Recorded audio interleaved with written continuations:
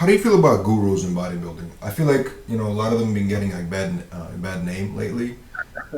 Some people accuse them of murdering clients, whatever. But gurus and coaches. I know you used to work with Justin, right? From Yeah, Bev's. I don't know if you good still friend work of on mine. good friend of yours. So yeah. So Yeah. do you currently have a coach? And I mean, why are gurus getting a bad name in your opinion? So I work with my good friend Andrew Vu. 2016, Chris Aceto, I worked with him and he introduced me to Andrew and we became friends and we always used to compare notes and talk. And then I worked with Justin. Justin's been a friend of mine since I turned pro in men's physique. He's a great guy and he's local. But I worked with Andrew this past year and I'm still working with him and we just see eye to eye. Now, first of all, you can't ever um, blame a guru or a coach because as an athlete you have to do your own research and you're an adult, hopefully most of you are, and you got to make your own choices and stand by them. Why do we have so much? Because the sport has gone more mainstream. People always say, well, in the 90s there weren't as many gurus. In the 90s there weren't as many bodybuilders. You go to an NPC show now, bikini, men's physique, classic, you have hundreds of competitors. Now, back in the day, bodybuilders were like me. They bodybuilders when they're 12, 13 years old. They studied it, they embodied it, and they grew up and they learned. And still they got help from friends and other competitors and maybe had a coach. But if you go and you open up a magazine and you say, oh wow, look at that men's physique or look at that bikini. I want to do that. I want to do that in 6 months. You're going to need guidance. For someone that's new to the sport, that's why. That is the reason right there why there's so many coaches and so many gurus. Also, the advent of Instagram, people can advertise themselves as coaches and, get out there and get clients. Now, one thing I got to say is just because someone can get into shape and be ripped or in good condition doesn't mean they can get other people in condition. One has nothing to do with the other. There's some gurus out there that are fat and overweight, and people say, oh, well, I would never want him to be my coach because he's fat. Well, that's his life choice for right now. You know what I mean? That just because your coach is young and good looking and in shape doesn't mean he has the eye and the intuition to coach people. Coaching people is not just about cutting calories. Coaching people is not just about saying you need to do more cardio. It's about asking several questions and using the answers to those questions, the weight on the scale, and your eye based on pictures, what their body learns, see what their body's telling you and what it needs. The body can be very deceptive and very confusing at times. Now, at the higher level, at the pro level, it's really helpful to have a second pair of eyes on your physique. You can drive yourself crazy looking at yourself all the time, and sometimes someone else will look at you unbiasedly. We're so hard on ourselves. Sometimes we are too hard on ourselves. Sometimes we think we don't look good, and our coach will tell us we look good. So I think it's good in the last phases, the last few weeks, to have a second pair of eyes. But to follow someone blindly and be uncertain about what they do and why they're doing it and when they're doing it, and then bash them and complain that they sucked, well, what does that say about you? What advice would you give to a young bodybuilder who's just getting into the scene? What criteria they should be basically analyzing the coach by before hiring him? What kind of questions they should be asking? Well, first and foremost, for someone young getting into bodybuilding, first of all, your priorities. What are you doing?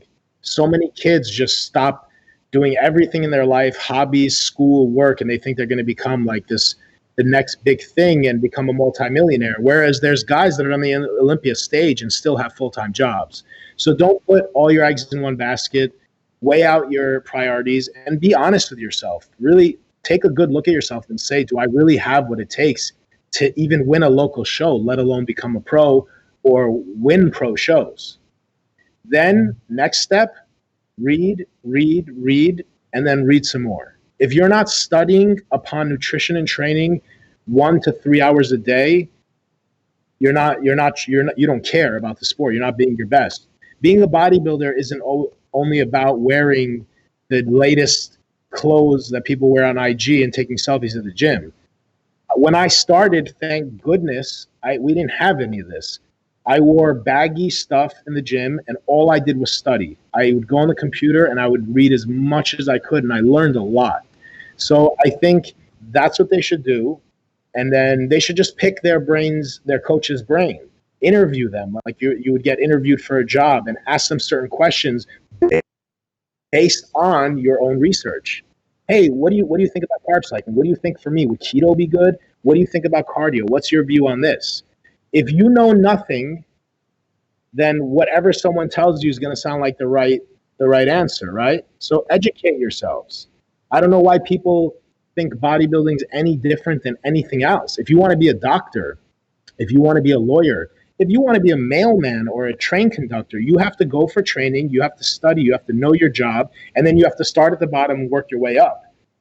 You're not going to just jump into the gym and become a pro bodybuilder or be it's about being the best version of ourselves, right?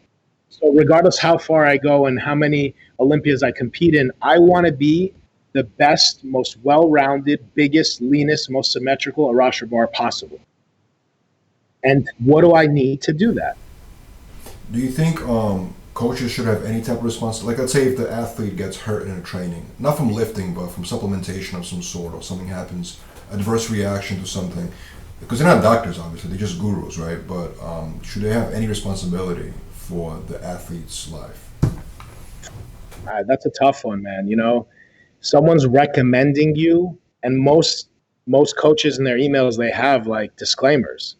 So someone's recommending you to do these things that can be hazardous and dangerous. I think if you're in sane mind and you're an adult and you make these choices yourself, you can't blame somebody else. I don't think that'd be right. I do think coaches should have some responsibility themselves to really, tell the client if they really don't know what the hazards are and what the side effects are, or what could happen to you if you don't eat carbs and don't eat salt and go in the sauna for 20 hours. It's not just drugs. Some guys hurt themselves because they're training incorrectly or they're just doing stupid things Of course, yeah. with their diet. So I think we're both responsible. Hmm. Why do some athletes that go from coach to coach almost every year they get a new coach? Why do you think that happens? Because they can't get the results they want with their previous coach? I don't know. I personally, I'm on my third coach, and I never planned on going past one. I think for me, the more intellectual I became in bodybuilding, the smarter I became. I kind of evolved, and that's what happened with my coaches. If someone's changing coaches like that often at this level, maybe they just want to learn everyone's secret, or maybe they think that someone's protocol, diet, or supplementation or training is going to be a magic cure. And I feel like the guys that do that maybe don't have as much experience or knowledge in the sport.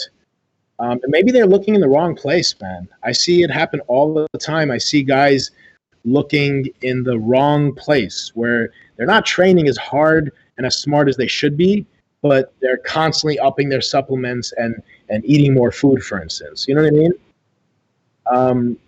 Bodybuilding is a mental sport, man. It takes a lot of patience. It takes a lot of wisdom. People look at us as these big muscular guys, but we're nerds and scientists and wizards at the same time. It takes a special individual, a special mindset to be a very good champion, a very good bodybuilder.